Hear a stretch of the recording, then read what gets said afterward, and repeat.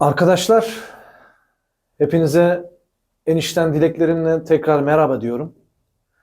Arkadaşlar bu konsepti şöyle yapmaya karar verdim. Tamam biz serileri vuruyoruz.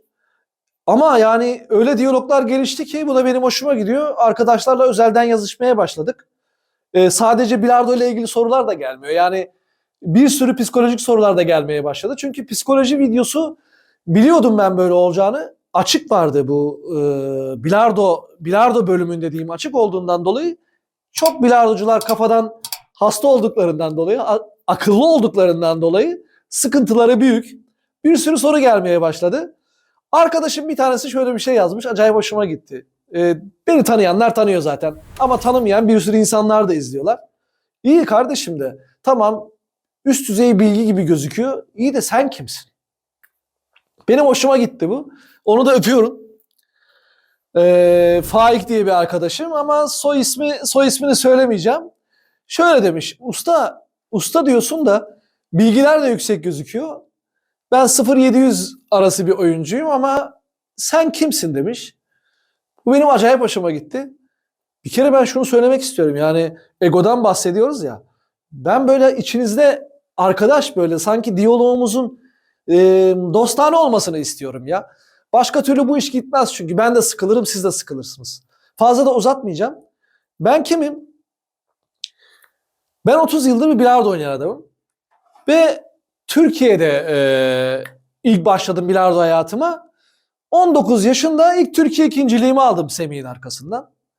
Ondan sonra bu senaryo başladı. Ulan dedim benden acaba bilardocu olur mu? Ha, olur demeye başladım ve antrenmanlar yapmaya başladım. Ondan sonra birçok dereceler geldi arkadaşım. Faik arkadaşım sana söylüyorum güzel insan. Senin eşliğinde de başka insanlara. Yani ondan sonra Türkiye'de milli takımlar, Semihlerle, Tayfun Taşdemirlerle, o güzel insanlarla çok ülkelere gittim. Ay yıldızlı bayrağı çok güzel taşıdım. Birçok turnuvalara gittim. Birçok dünya şampiyonlarıyla oynadım. Bu benim Türkiye senaryomdu. Yani 17-18 yaşına kadar. Ondan sonra da yurt dışı maceram başladı ki yurt dışında şu anda Almanya'da 1. Lig'de, Hollanda'da da 1. Lig'de bilardo oynuyorum. Aktif bilardo hayatıma devam ediyorum. Tam 40 hafta sonu bilardo oynuyorum. Yani sene 52 haftaysa sadece 12 hafta bir aralığım var. Onda da aileme vakit ayırmaya çalışıyorum.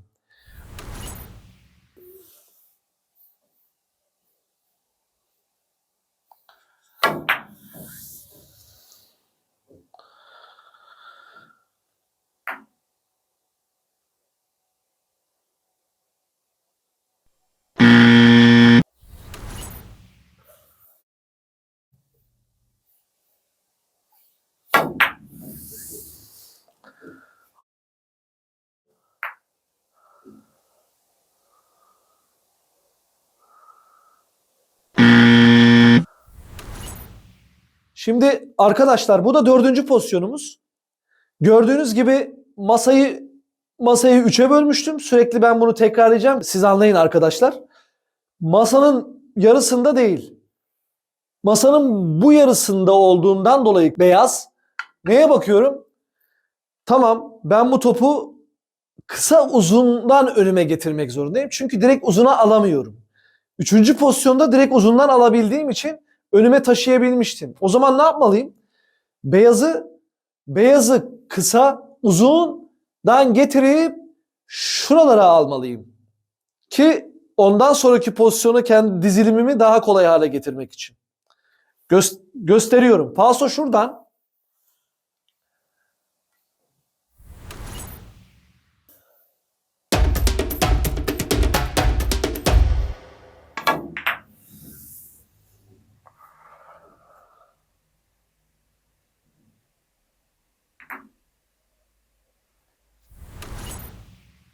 Bu 4. pozisyonumuz olduğu için arkadaşlar size şu anda bunun mantığını anlatacağım. Ki buna benzer pozisyonlar geldiğinde direktmen aynı bir terzi zihniyetinde halletmeniz lazım. İşte dikiş atar gibi. Yani bilardo çünkü dizilimden ibaret arkadaşlar. Yani aynı satranç gibi düşünün. Topların dizilişleriyle alakalı. Yani bir pozisyon hepsi birbirine benzediğinden dolayı Siz geldiğinizde sadece o masa bölümlerinizi aklınıza getirmeniz gerekecek. Şimdi ben ikinci pozisyonda bunu anlatmıştım sizlere. Masayı 3'e bölmüştüm. Şimdi buradan bu bölümünü de aldığımızda beyazı nerede görüyorsunuz? 3. bölümün üstünde gördüğünüzden dolayı.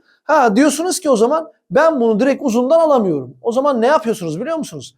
Masanın bu bölümünde olduğundan dolayı beyazı kısa, uzun önüme taşıyorum arkadaşlar. Aşağı yukarı buralarda kalmak zorunda. Şu bölümlerde kalmak zorunda. Bir daha söylüyorum. 3 numaraya inişler hep tedirgin etmeyecek şekilde olmalı. Yani 3 numarayı fazla açmayacaksınız. Şunu söylemeye çalışabilirim. Yani vurduktan sonra daha da psikopatlaşırsanız bu işin içinde şunu diyebilirsiniz. Yani en fazla 5-10 santim arası açılacak beyaz kırmızıya indiğinizde. Tabii ki istisna pozisyonlar var. Ben sadece serilerden bahsediyorum. Falsomuz şuradan arkadaşlar. Gösteriyorum. Topa buradan vuruyoruz.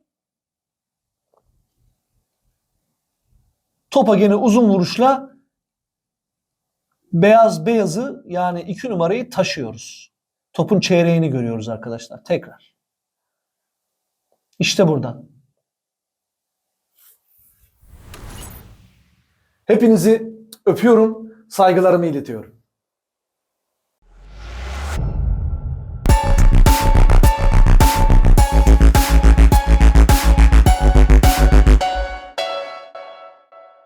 Disiplin, istikamet, kararlılık, sabırla bilardonuzu en üst düzeye taşımak adına benimle çılgın bir yolculuğa çıkmak istiyorsanız kanalıma abone olmayı unutmayın.